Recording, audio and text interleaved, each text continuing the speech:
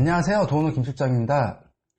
이번 시간부터는 저번에 예고해드린 대로 각 공정별로 비용이 얼마나 발생을 하고 그리고 또 주의할 점들은 뭐가 있는지 그 부분을 공정별로 설명을 드리도록 하겠습니다. 그래서 이번 시간에는 첫 번째로 모든 공정에서 첫 번째는 철거거든요. 신축 건물이 아닌 이상. 그렇기 때문에 철거부터 한번 자세히 알아보도록 하겠습니다. 그렇다면 첫 번째로 어떨 때 인력 섭외를 해야 되고 그리고 어떨 때 외주업체한테 맡겨야 되는지 그것부터 한번 말씀을 드려볼게요. 일단 인력 섭외의 경우에는 본인이 인력들한테 일을 시켜야 되기 때문에 본인이 어느 정도 그 공정에 대한 지식을 가지고 있으셔야 돼요. 만약에 이런 공정에 대한 지식이 없을 경우에 철거를 인력을 섭외해서 진행했을 때 전기나 아니면 어떤 수도가 매립되어 있는 부분에 대해서 잘못해서 그 부분을 파손시켜 가지고 전기 아니면 수도 이런 설비에 대해서 추가적인 비용이 발생할 수가 있어요. 그러므로 본인이 인테리어에 대한 지식이 없다면은 다소 비싸더라도 외주업체한테 맡기시는 게 나아요. 이 외주업체한테 맡겼을 경우에는 AS도 가능하고 그리고 또 그런 부분에 대해서 전문적인 지식을 가지신 그 사장님께서 컨트롤 하기 때문에 훨씬 더 편하거든요. 단점이라면은 조금 비싼 부분이 있겠죠. 결론적으로 자신이 인력 개개인한테 일을 시킬 수 있고 그리고 AS 부분도 하자가 발생하지 않도록 일을 지시할 수 있다면 인력 섭외로 싸게 진행하시는 게 좋고요. 그렇지 않을 경우에는 외주업체에 맡기는 게 맞습니다. 그렇다면 두 번째로 인력 섭외를 했을 때에 비해서 전문업체에 맡겼을 때 비용이 조금 더 발생한다고 말씀을 드렸는데요. 얼마만큼 비용 차이가 나는지 한번 보자고요. 30평 기준으로 뭐 랩핑 칸막이가 있다던가 아니면 뭐 어떤 가벽이 세워져 있다던가 이런 부분을 모두 다 올 철거를 한다고 생각했을 때는 30평 기준으로 반장님 1분 그리고 기공 2분 그리고 조공 1분 이렇게 4명이서 철거가 가능해요.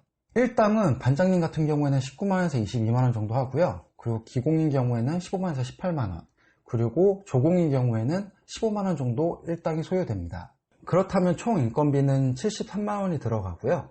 한마 드릴이나 아니면 오한마, 그리고 바로 글라인더 같은 장비대, 그리고 글라인더 날 같은 소모품 등 장비에 들어가는 비용은 토탈 한 8만원 정도면 충분해요. 그렇다면 평균적으로 총 81만원 정도의 금액이면 철거가 가능합니다. 그런데 여기서 추가적으로 폐기물 처리비를 생각하셔야 돼요. 이 정도 인력이 투입된다면 2.5톤 차 한 대나 아니면 1톤 차량 2대 정도가 필요한데요.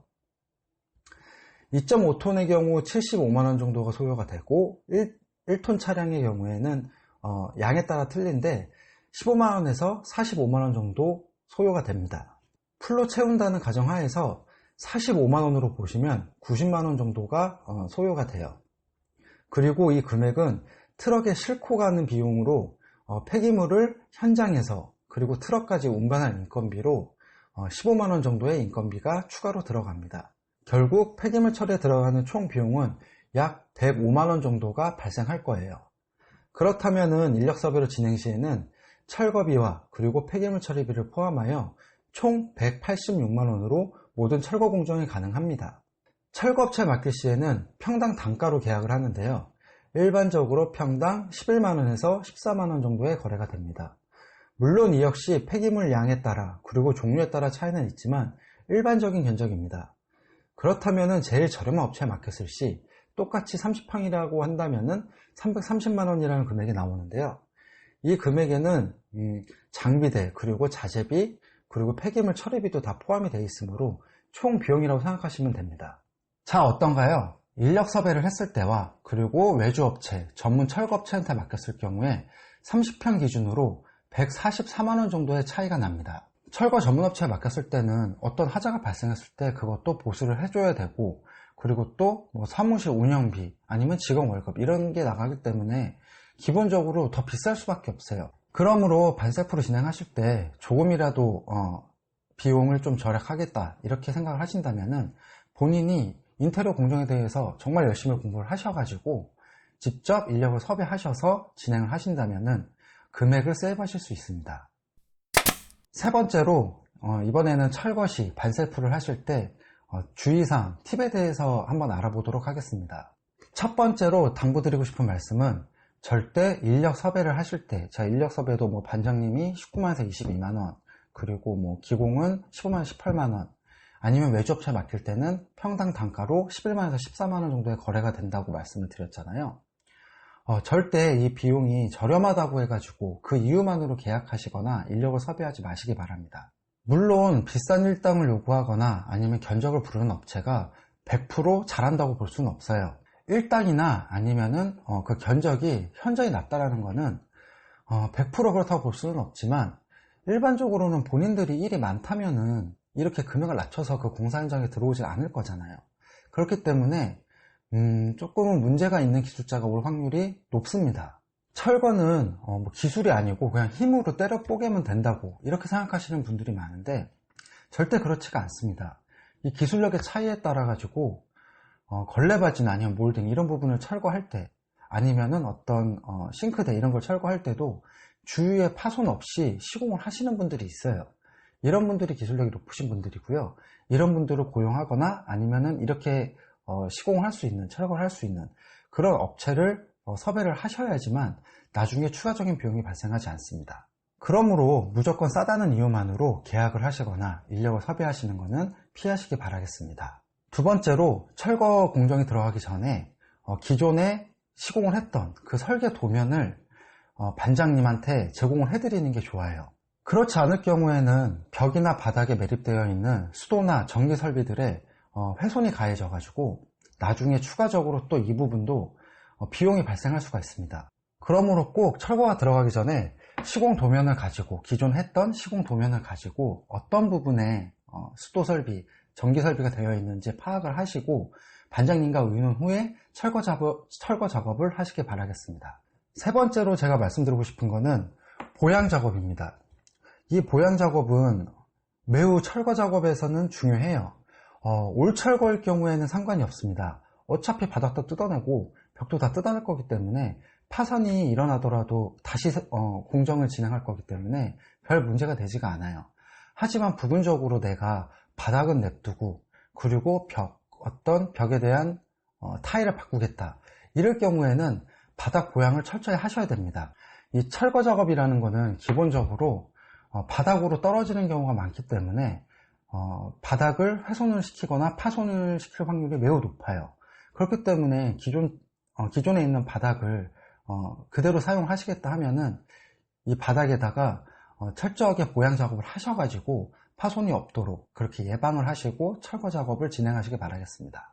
네 번째 주의하실 점은, 이 철거 공정은 특히나 다른 공정들 중에서도 소음이 많이 발생을 합니다. 그렇기 때문에 이웃분들한테 철거 작업이 들어가기 전에는 철거 공정이 있어서 많은 소음이 유발될 수 있다고 미리 공지를 하셔야 돼요. 또한 공사하는 곳이 아파트나 빌라 이런 주거 공간이라면은 꼭 평일에 진행을 하셔야 됩니다. 이 역시 아무리 공지를 했다고 하더라도 철거 소음 때문에 내가 너무 시끄러워서 못 참겠다 하면서 민원을 제기하러 오시는 분들이 계세요. 그렇기 때문에 이 주위 이웃분들이 제일 적은 시간, 적은 날, 그건 아무래도 출근을 한 평일이겠죠. 이때 평일날 철거 공정을 잡는 것이 역시 민원을 최소화시킬 수 있는 방법입니다. 마지막으로 다섯 번째는, 이 폐기물 중에서 성면이 있는지 없는지 그 존재 여부를 파악하셔야 돼요. 성면은 특수 폐기물로 분류가 돼서 일반 폐기물이나 아니면 건축 폐기물하고는 다르게 취급이 됩니다.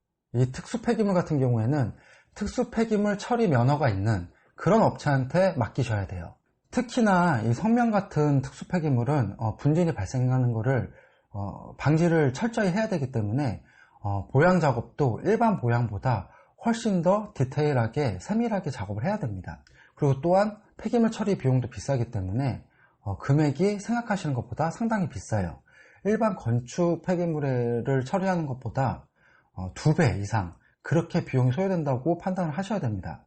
일반적으로 오래된 사무실에 천장 텍스 아니면은 가벽 같은 경우에 이렇게 성면으로 시공되어 있는 경우가 있고요. 아니면은 일반 주택, 그런 전원주택 이런 경우, 또 여기도 오래된 경우에는 슬레이트 지붕, 슬레이트 그 자재로 시공을 했을 경우에는 이것 또한 성면 특수 폐기물에 포함이 됩니다. 그러므로 폐기물 중에 이 성면이 포함되어 있는 특수 폐기물인지 이 존재 여부를 먼저 판단을 하시고 나서 견적을 잡으셔야지만 나중에 추가적으로 예상 밖의 비용이 지출되는 것을 막으실 수 있습니다. 이것으로 반셀프 진행할 시에 철거 공정에 대해서 알아봤는데요. 한번 정리를 해보도록 하겠습니다. 첫 번째로 인력 섭외와 외주업체의 선택 기준은 본인이 금액을 조금이라도 세이브하려고 하고 그럴 경우에 인테리어 공부를 열심히 하신다면 인력 섭외로 진행을 하시는 게 맞고요. 그리고 그렇지 않을 경우에는 외주업체한테 하자보수까지 처리를 해줄 수 있는 그런 전문 철거업체한테 맡기시는 게 맞습니다. 두 번째로 시공을 인력 섭외로 진행했을 때 그리고 전문 철거업체한테 맡겼을 때 비용 차이는 144만원 정도가 난다고 말씀을 드렸고요. 세 번째, 철거 시 주의사항에 대해서는 첫 번째로 일당이나 아니면은 철거업체의 견적이 싸다는 이유만으로 섭외하거나 계약하지 마시기 바라겠고요. 두 번째로는 철거를 할 때 기존에 시공한 시공 도면을 꼭 반장님과 상의를 한 후에 철거를 진행하시고요.